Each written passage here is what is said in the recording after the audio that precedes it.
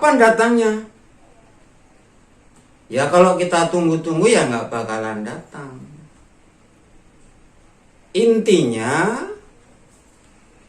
kita berbuat sesuatu, membangun peradaban umat akhir zaman, mewujudkan perdamaian abadi. Nanti tanpa kita sadari, semuanya ada di tengah-tengah kita, bersama kita. Kalau kita berbuat sesuatu, kalau kita berjuang bersama-sama, bergandengan tangan. Imam Mahdi, Satrio Piningit, Ratu Adil, semua nanti ada di tengah-tengah kita.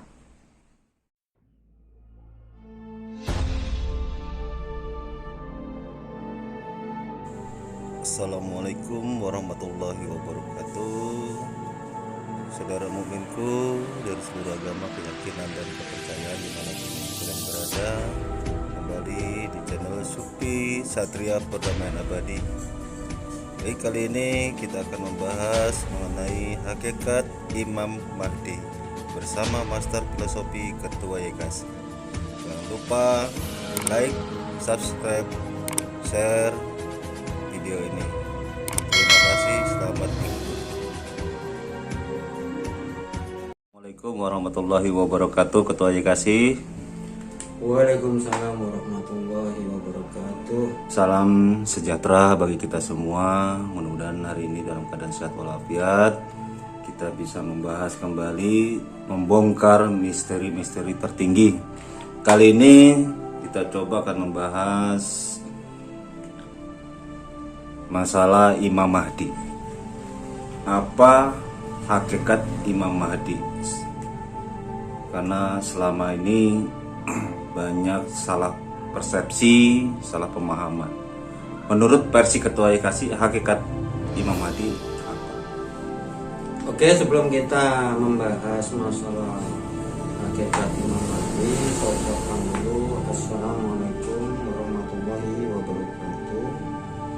Salam sejahtera, salam bahagia, saudaraku mukmin dari seluruh agama, keyakinan dan kepercayaan. Semoga tetap sehat dan semangat dimanapun saudaraku berada, bertugas dan berkarya. Kita akan membahas hakikat Imam Mahdi menurut versi Ketua YKAS. Saya kira kalau bahasa imam, semua masyarakat ngerti dan paham.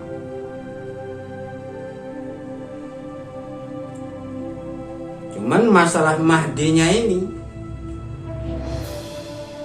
jadi secara umum masyarakat mengartikan ya imam besar. Mahdi itu bisa mahkamah abadi.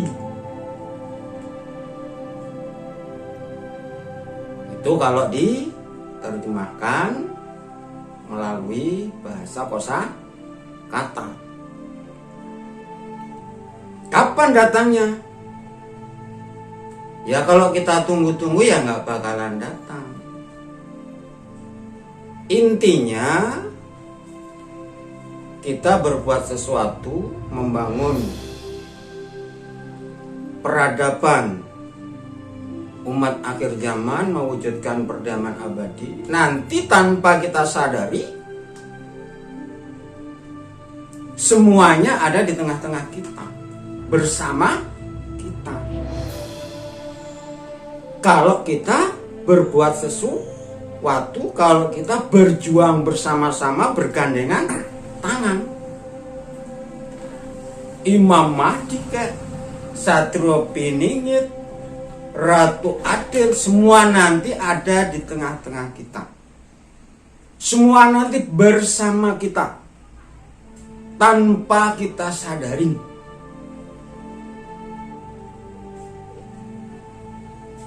Jadi semua itu secara otomatis.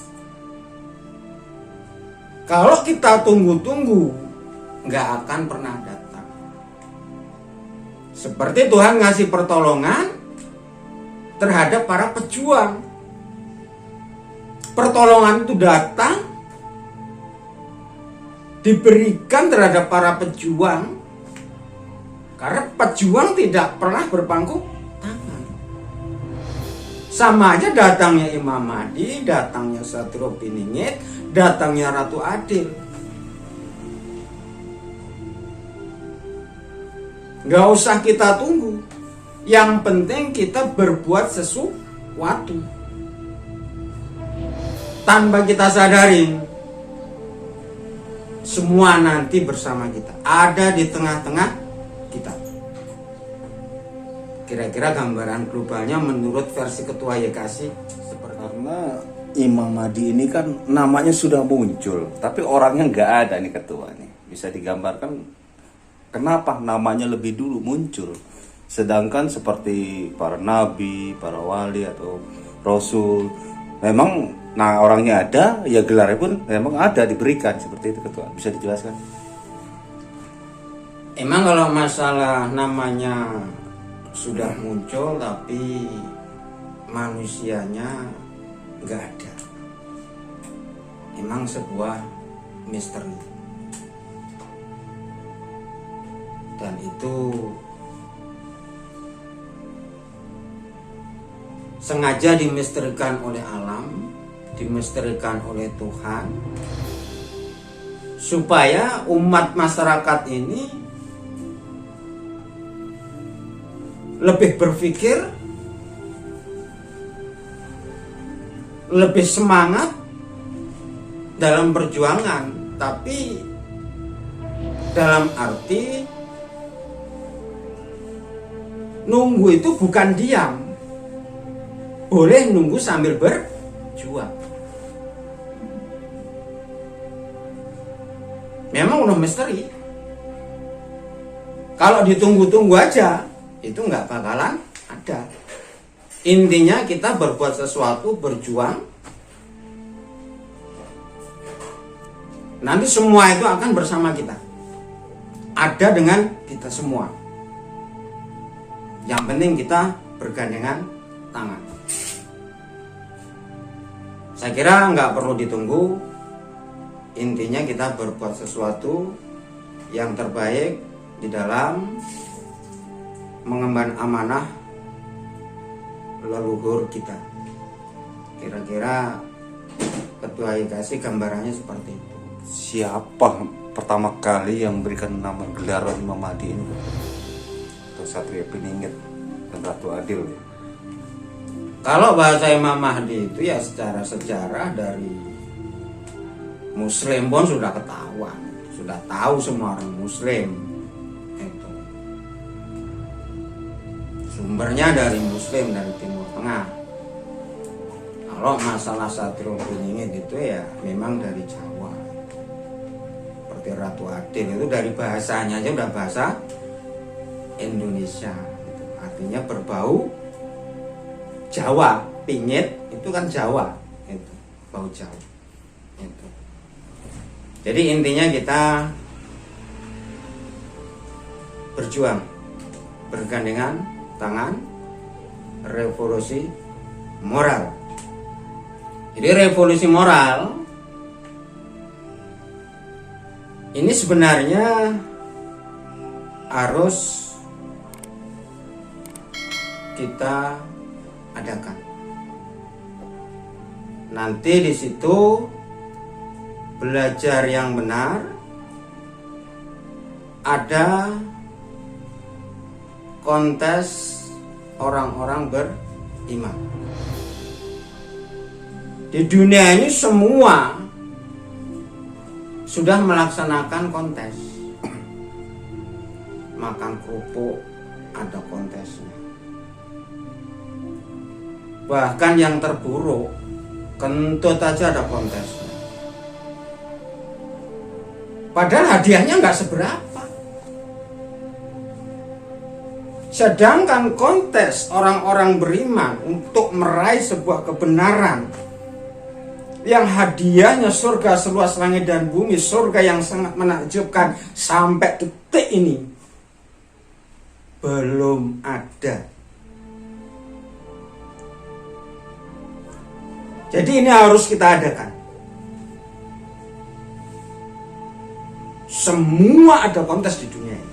Yang belum ada kontes kebenaran yang akan dilaksanakan, pesertanya orang-orang beriman.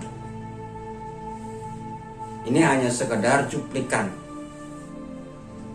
Nanti akan kita bahas lebih detail, lebih jauh bagaimana proses pelaksanaannya. Sekedar info saja, nanti kita dalami. Oke? Jadi Imam Mahdi ini tidak perlu kita tunggu-tunggu. Justru kita harus berbuat sesuatu. Nah, berbuat sesuatu ini seperti apa, Ketua? Intinya kita tidak perlu menunggu. Yang terpenting kita berbuat sesuatu. Kita bersatu. Jadi tidak perlu menunggu. Berbuat sesuatu